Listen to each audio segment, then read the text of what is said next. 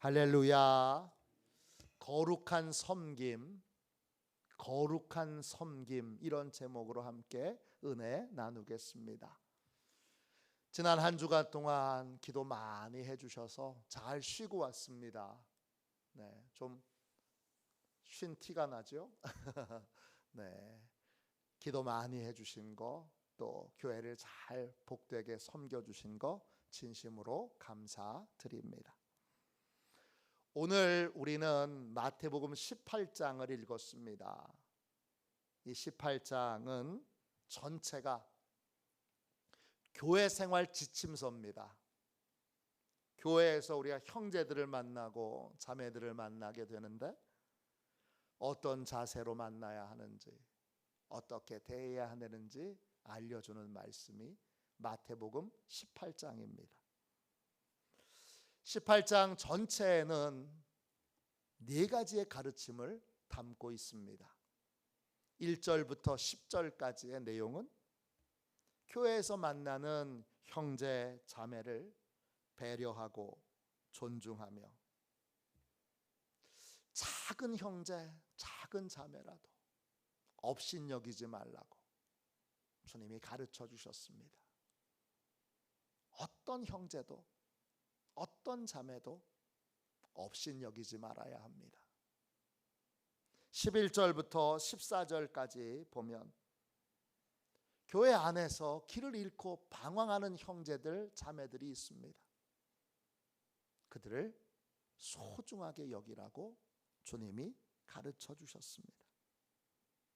그들이 영혼을 잃어버리지 않고 믿음을 되찾는 것을 하나님이 가장 기뻐하신다고 말씀하셨습니다.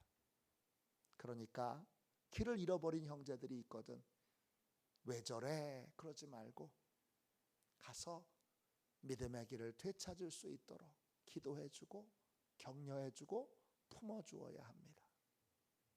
그 다음 18장 15절부터 20절까지는 죄에 빠진 형제들에 대해서, 죄에 빠진 자매들에 대해서 어떻게 대해야 하는지 주님이 가르쳐 주십니다. 마지막 21절부터 35절까지는 왜 내게 잘못을 저지른 형제와 자매를 왜 용서해야 하는지 주님이 가르쳐 주십니다. 나의 구원과 형제 자매를 용서하는 것이 어떤 관계가 있는지를 가르쳐 주십니다. 구원받은 자는 왜 용서하는 삶을 살아야 하는지 주님이 깨우쳐 주십니다. 이 네 가지의 가르침 가운데 오늘은 세 번째 가르침, 교회에서 신앙생활을 하다가 죄에 빠진 형제 자매들을 어떻게 해야 하는가에 대해서 함께 말씀을 나누겠습니다. 15절 말씀을 함께 읽겠습니다. 내 형제가 죄를 범하거든 가서 너와 그 사람과만 상대하여 권고하라. 만일 들으면 네가 내 형제를 얻은 것이요. 그랬습니다. 죄에 빠진 형제 어떻게 대할 것인가? 이 주님의 말씀을 듣기 전에 먼저 우리는 구원받은 자가 다시 죄에 빠질 수 있는가? 이 부분에 대하여 먼저 말씀을 나누어야 합니다. 구원받았다는 것, 죄 용서함을 받았다는 것이고 용서받을 수 있는 길을 찾았다는 것입니다. 또 죄와 싸울 수 있는 승리의 길도 찾았다는 것입니다. 구원받은 자가 다시 죄에 빠질 수 있습니까? 구원파들은 없다고 말합니다. 한 번 예수님을 믿고 구원의 확신을 얻으면 무슨 죄를 저지르든 무슨 문제를 일으키든 아무 상관이 없다고 구원파들은 그렇게 말합니다. 그러나 오늘 말씀을 보십시오.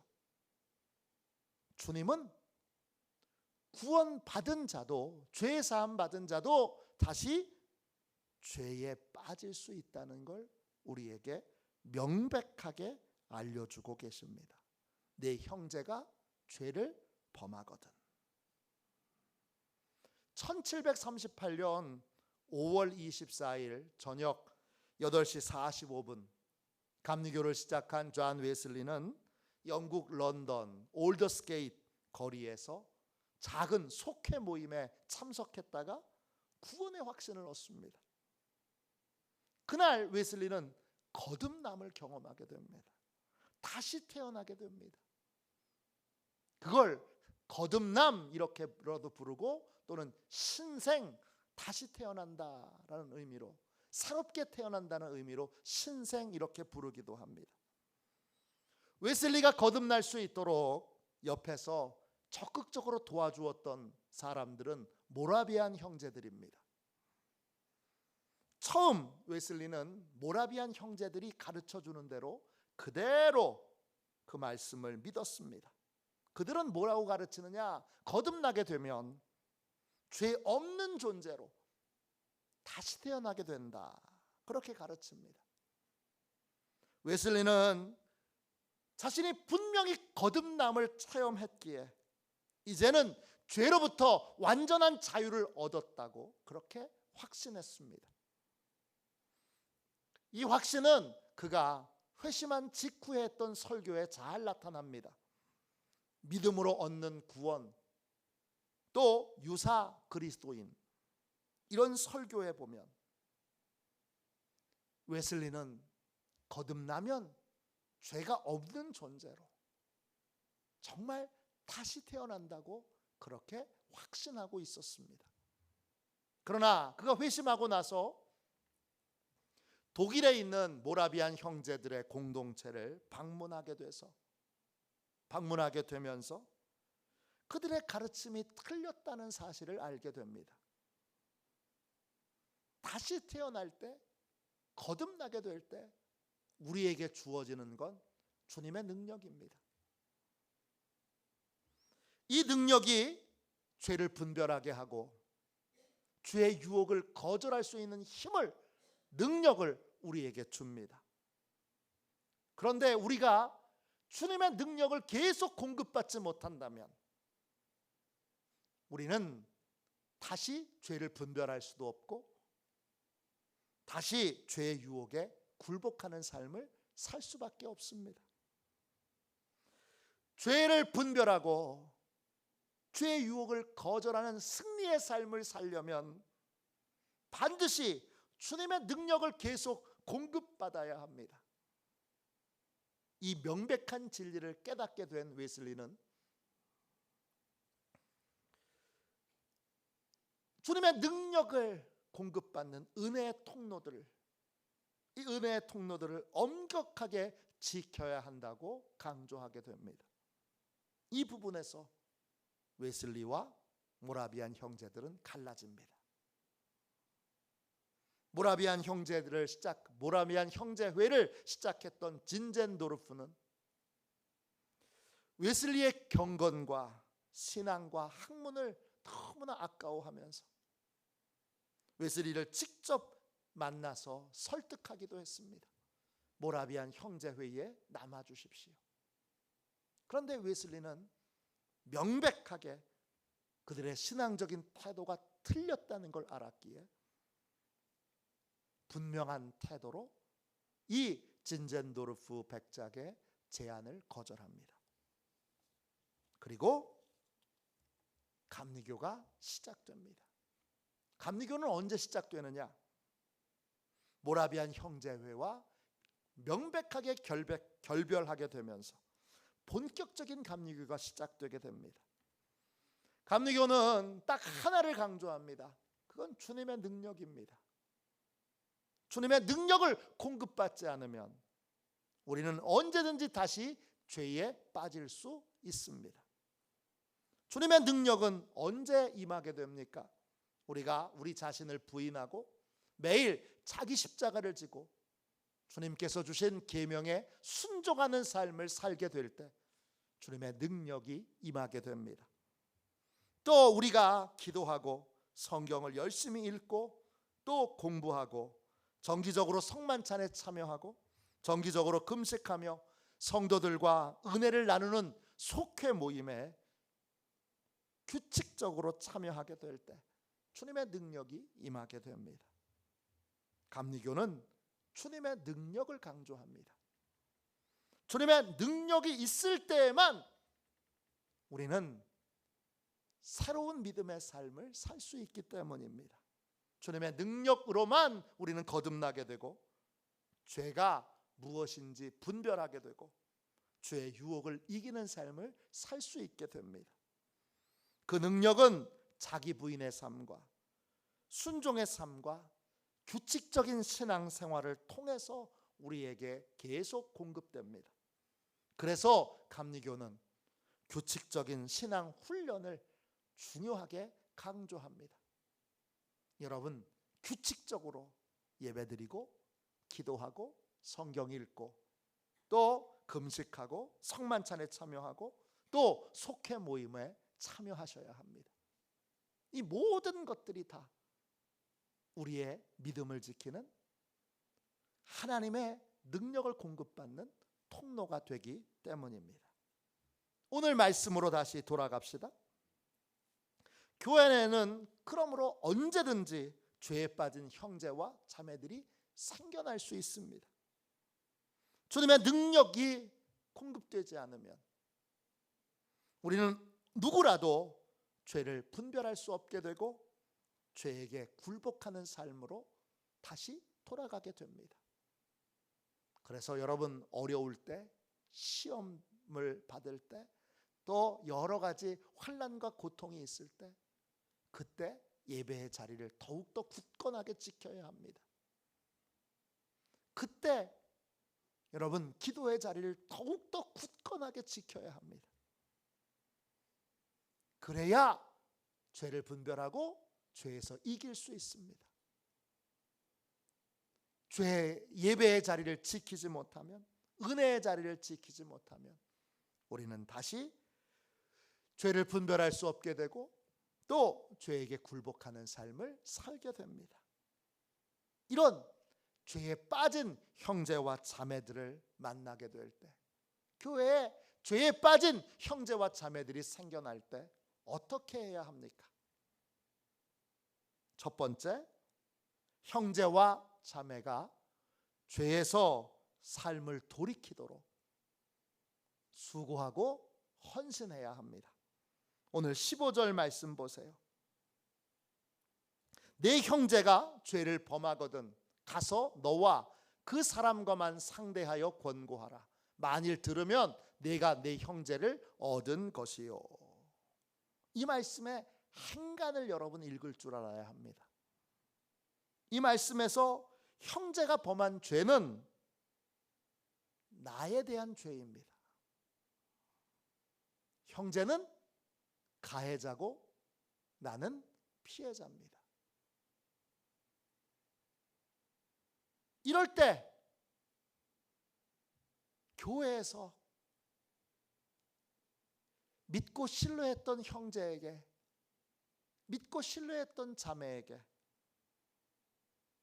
상처를 받든지 큰 손해를 보든지 마음 아픈 일들을 겪든지 하면 참 고통스럽습니다. 교회는 안전한 곳인 줄 알았는데 교회에서 끔찍한 일을 겪게 될 때 우리는 깊은 마음에 상처를 받게 됩니다. 이럴 때 우리가 찾는 해결책은 무엇입니까?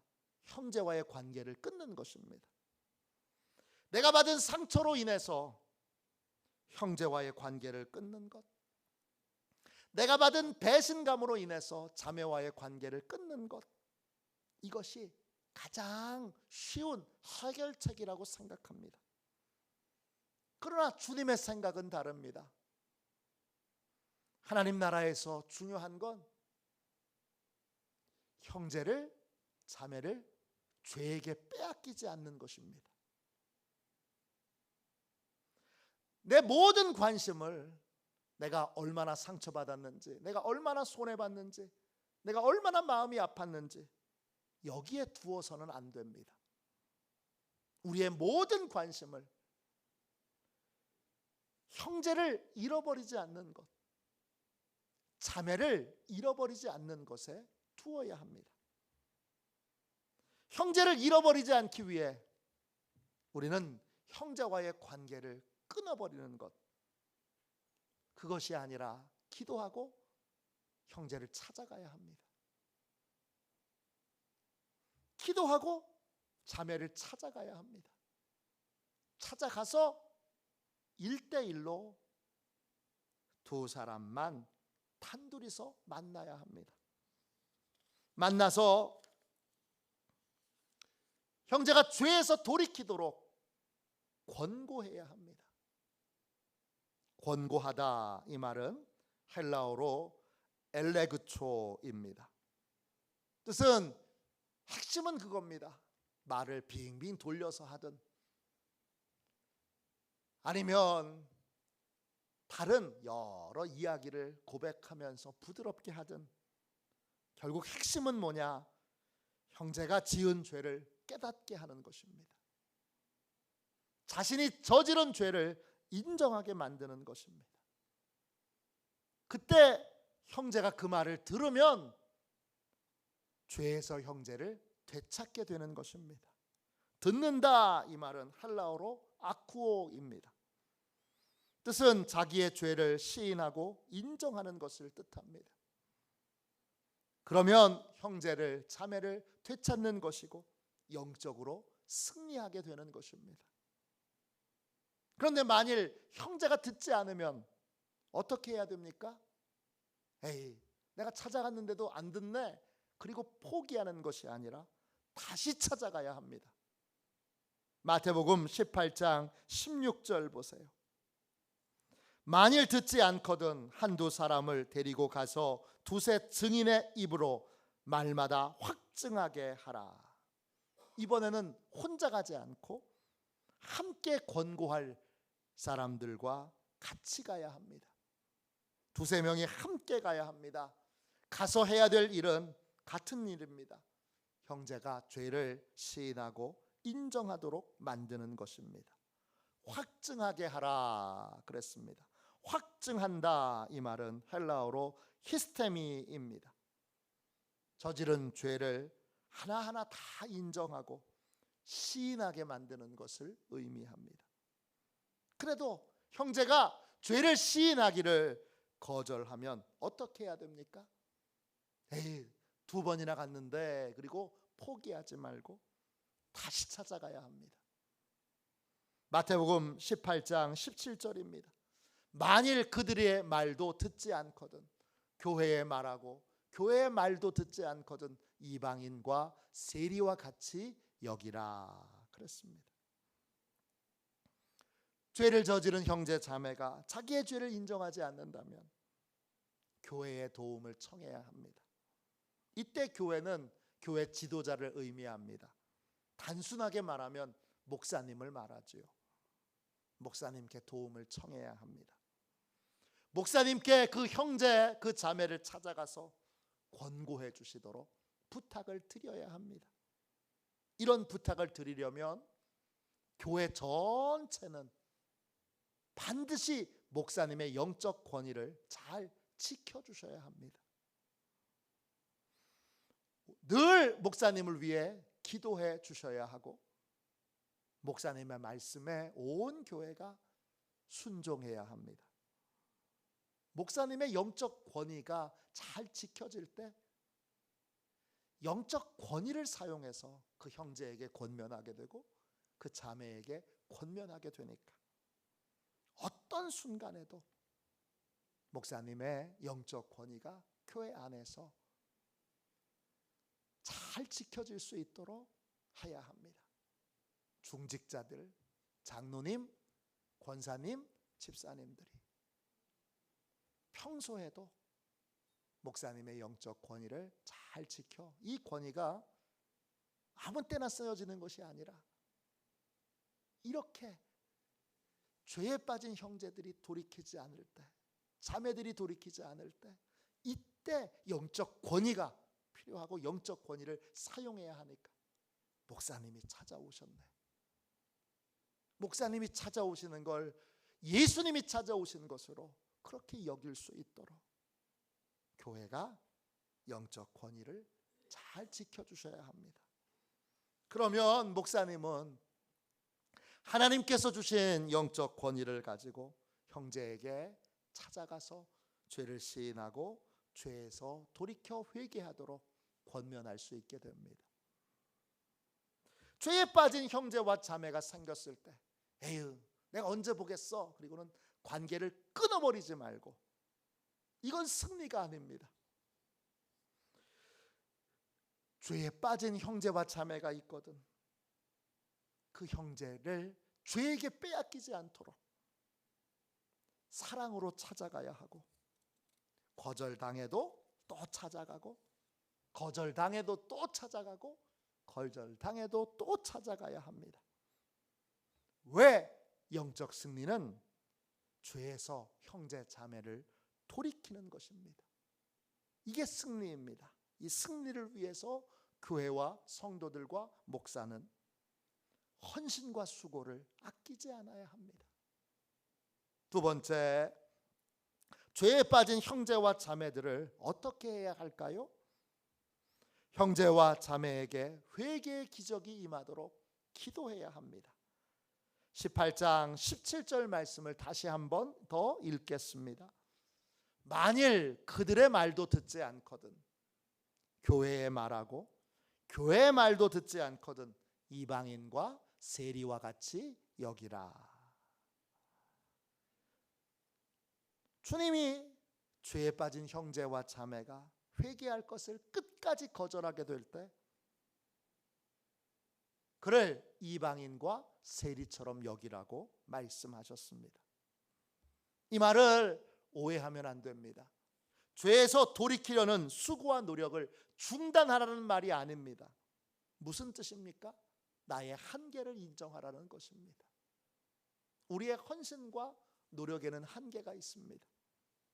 그걸 인정하라는 것입니다.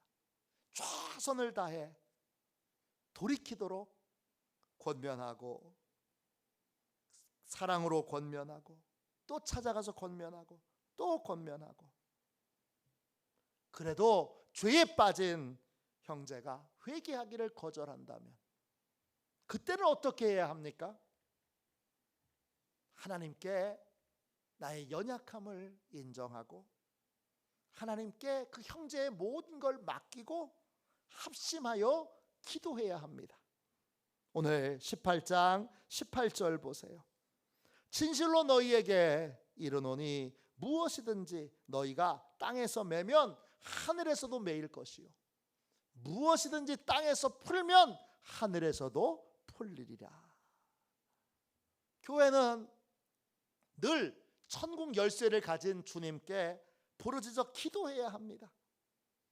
영혼 구원을 위해서도 기도해야 하지만 죄에 빠진 형제와 자매, 이제 교회에서 신앙생활을 열심히 하지 않는 형제와 자매가 회개하고 회복할 수 있도록 이것을 위해서도 늘 부르짖어 기도해야 합니다.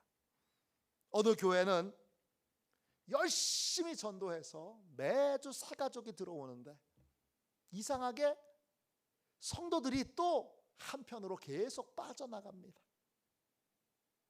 등록한 만큼 빠져나갑니다. 이런 교회는 전도를 위해서만 기도해서는 안 되고 하나님이 성도들을 사늘로 둘러 보호해 주시고 지켜 주시도록 기도해야 합니다. 하나님께서 성도들을 죄와 죄의 유혹으로부터 지켜 주시도록 부르짖어 기도해야 합니다. 이 두 가지가 다 천국 열쇠를 가진 주님께 기도해야 될 내용들입니다. 교회 성도들이 죄의 유혹에 넘어갔다면 하나님이 회개하고 돌이켜 하나님께로 돌아올 수 있도록 포기하지 말고 부르짖어 기도해야 합니다. 동시에 건강한 교회 성도들이 죄와 죄의 유혹에 넘어가지 않도록 합심하여 기도해야 합니다. 18장 19절 보세요. 진실로 다시 너희에게 이르노니 너희 중에 두 사람이 땅에서 합심하여 무엇이든지 구하면 하늘에 계신 내 아버지께서 그들을 위하여 이루게 하시리라. 죄에 빠진 형제, 죄에 빠진 자매를 돌이키기 위한 수고와 노력은 찾아가는 것으로 끝나서는 안 됩니다. 이 찾아가는 것도 굉장한 용기가 필요한 일들입니다. 그런데 찾아갔는데 안 돼요. 또 찾아갔는데 안 돼요. 또 찾아갔는데 안 돼요. 목사님과 함께 갔는데도 안 돼요. 거기서 끝나서는 안 됩니다. 반드시 우리의 헌신과 노력에는 한계가 있으니까 그 다음에는 부르짖어 기도하는 것으로 이어져야 합니다. 합심하여 기도해야 합니다. 합심한다, 이 말은 헬라어로 숨포네오입니다. 이 말은 두 개의 단어로 이루어져 있어요. 신과 포네입니다. 신은 함께라는 뜻이고 포네는 목소리를 내다, 이런 뜻이에요. 합심하여 기도한다는 건 같은 마음으로, 같은 의견으로, 같은 목소리로 부르짖어 기도하는 것입니다. 그렇게 되려면 필수적으로 죄를 저지른 형제들에 대한 용서가 있어야 합니다. 죄를 저지른 자매들에 대한 용서가 있어야 합니다.